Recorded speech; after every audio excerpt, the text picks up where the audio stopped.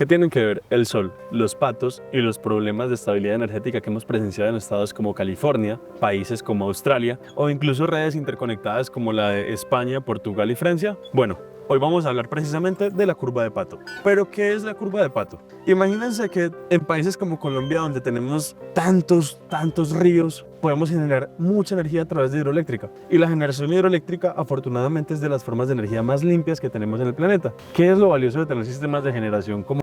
Imagínense que les intenté explicar más o menos qué era lo de la inercia mecánica y por qué es importante, y la cámara se desenfocó. Entonces vamos a hablar de nuevo sobre la inercia mecánica y por qué es relevante en todo sistema eléctrico, sobre todo cuando hablamos de alimentar un país. Imagínate que vas en una bicicleta con 5 amigos. Hay 6 personas montadas en la misma bicicleta, estas que tienen varios puestos, claro está, y van a 60 kilómetros por hora. De golpe te asustas porque dices, no, esto va demasiado rápido y quieres frenarlo. Pones tu zapato porque vas en el último puesto y la planta del zapato la pones en contacto con la llanta de la bicicleta, intentando que esta disminuya su velocidad. Afortunadamente para todos, que tú hagas eso no va a hacer que la bicicleta frene en seco, porque todos están pedaleando en conjunto y aportándole inercia mecánica al movimiento de la bicicleta. Lo mismo sucede con los sistemas eléctricos. Cuando tenemos un generador que funciona gracias a que hay agua fluyendo y haciendo que las palas de este lo hagan girar, o también cuando tenemos, por ejemplo, sistemas de ciclo combinado, o cuando tenemos también sistemas como lo que es la energía nuclear, que también genera rotación de turbinas, pues lo que obtenemos al final es que estos mecanismos, cuando algo intenta frenarlos, simplemente aumentamos o disminuimos el caudal que pasa a través de ellos para hacer rotar estas máquinas. Y cuando alguien desconecta una carga muy grande o se conecta una nueva carga, pues es muy simple.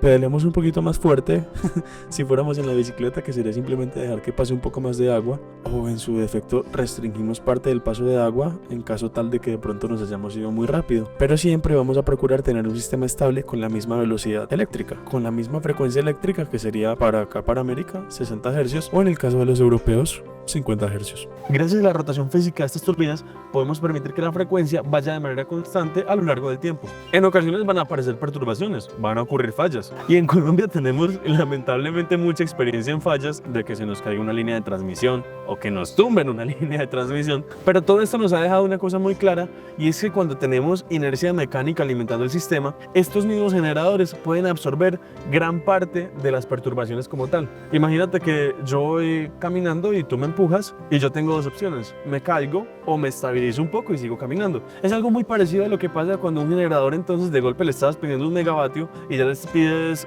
1.1 megavatios. En lugar de simplemente frenarse porque no es capaz con todo, simplemente aumentan un poco el flujo del caudal de agua y él es capaz de continuar entregando energía a la misma frecuencia, y en lugar de 1, entregar 1.1 megavatios. Teniendo todo esto claro, vamos a hablar ahora de la energía solar, por ejemplo. Y es que la energía solar nos entrega un voltaje y una corriente que la recibimos en corriente directa. Esto significa una cosa, que no está sucediendo este paso de 0 a 120, 0 menos 120, sino que la recepción de la energía es en una constante. Y cuando tenemos una constante con esto, perdemos todo lo que era la inercia mecánica que mencionábamos. Cuando desaparece la inercia mecánica y llega una falla, esta falla tranquilamente nos puede tumbar la red, porque somos mucho más vulnerables a las fallas cuando tenemos tanta energía solar incursionando en nuestro sistema. Resulta que el sol nos entrega energía solo de día. Esto suena muy obvio, pero esta es la parte principal de todo el análisis que estamos realizando. Entre las 7 y 9 de la mañana los generadores solares empiezan a entregarnos potencia de verdad, y vamos viendo que vamos recibiendo más energía por el generador, más o menos hasta las 2, hasta la 1 de la tarde,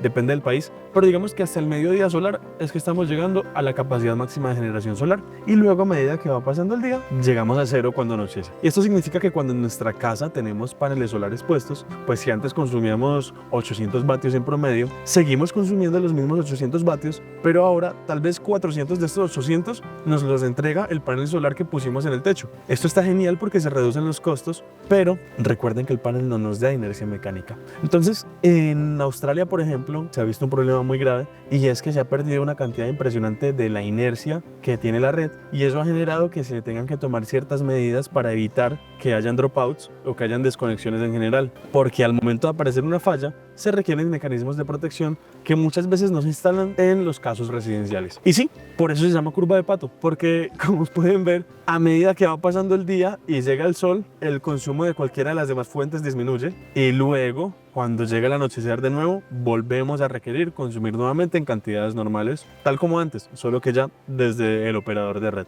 Es muy importante, digamos, que estar hablando de todo esto, porque mientras que no tengamos como mecanismos que nos garanticen que la estabilidad se pueda mantener, es importantísimo, digamos, que tener mucho cuidado para que la red siga siendo estable y el servicio se le pueda seguir garantizando a toda la población. Y bueno, todo esto lo explican en el pregrado de Ingeniería Eléctrica. Si tienen preguntas sobre lo que son las máquinas eléctricas, pregúntenle a Andrés Yamiro. Y con todo esto que me causó mucha curiosidad, que es por ejemplo el caso de lo de la curva de Pato y cómo es el tema de la inserción de energías renovables, el teso en el tema decide. Así que primero, gracias a ellos, y espero que este video, que no va a salvar el mundo, les deje algo de curiosidad.